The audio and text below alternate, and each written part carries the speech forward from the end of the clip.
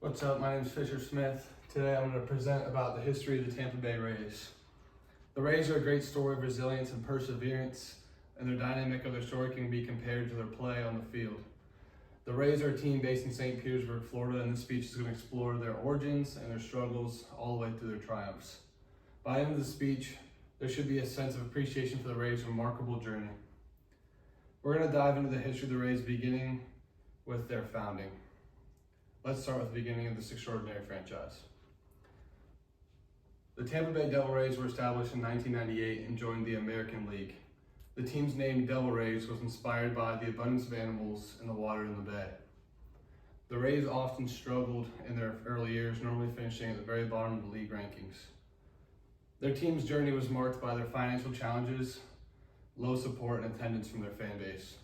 At the beginning of their creation, there wasn't many fans, and they didn't have all the money to buy the players to make their team elite. Their team's journey was marked by financial challenges, as I said, and they had a field called Tropicana Field. It's their home stadium, and it had a set of problems for the Rays. It had a big roof, and it wasn't very visually appealing for the fans or the players. These struggles made it very difficult for the Rays to attract high talent and build a team with superstars. Now that you guys know about the Rays' challenging beginnings, let's begin to talk about the transformation of their franchise. A turning point for this organization was in the mid-2000s. They had a new owner, a new effort of rebranding, and the Devil Rays now became the Rays.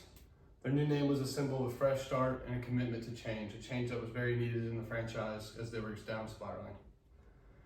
The new color scheme and logo reflected the Tampa Bay region very well. It kind of matched the water, matched the theme of the fish and the Rays in the ocean. In 2008, the Rays made a run to the World Series and fell short and lost to the Phillies as they were crowned American League champions instead of world champions. That was the beginning of change for the Rays. Given the significant changes, let's go on and talk about their now growing success story. The Rays began to use a data-driven approach to build their team using a limited budget.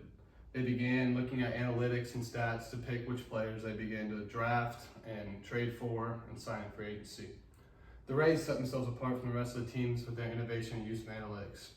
They began to term the strategy the Ray way, and small market teams all around the league began to use the strategy in baseball and in other sports. The team began finding success in what felt like out of nowhere. This included multiple playoff appearances and, as I said, their pennant in 2008. The team began growing homegrown talent, including superstars like Evan Longoria and David Price. Longoria was always a fan favorite and was someone, and some kids in Tampa looked up to him as his playoff heroics were very inspiring and his personality on and off the field. As a kid growing up, Evan Longoria was always my favorite player, and I always looked up to him. Then there was David Price, who won a Cy Young Award with the Rays and was one of the dominant pitchers of his generation. He was a left-handed pitcher through upper 90s and was a very good pitcher for the Rays and benefited them in the playoffs. The Rays are now on a crazy playoff streak and are one of the most feared teams in the league. They're still doing this the Ray way and have one of the lowest payrolls in the league. Now let's go over the impact of the community and their future.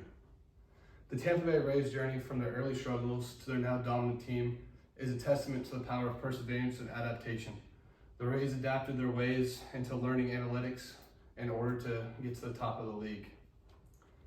This has been a huge thing in the sports world now, as a lot of teams like the Arizona Diamondbacks this year with a low payroll made it all the way to the World Series with their use of analytics. The impact the Rays have left in the community goes beyond the baseball field. They've been uniting fans, inspiring future generations of players in Tampa and all across the world. They have a huge impact in the Spanish community, as the majority of their team is Hispanic, so there's a lot of Hispanic fans in Tampa that look up to the Rays.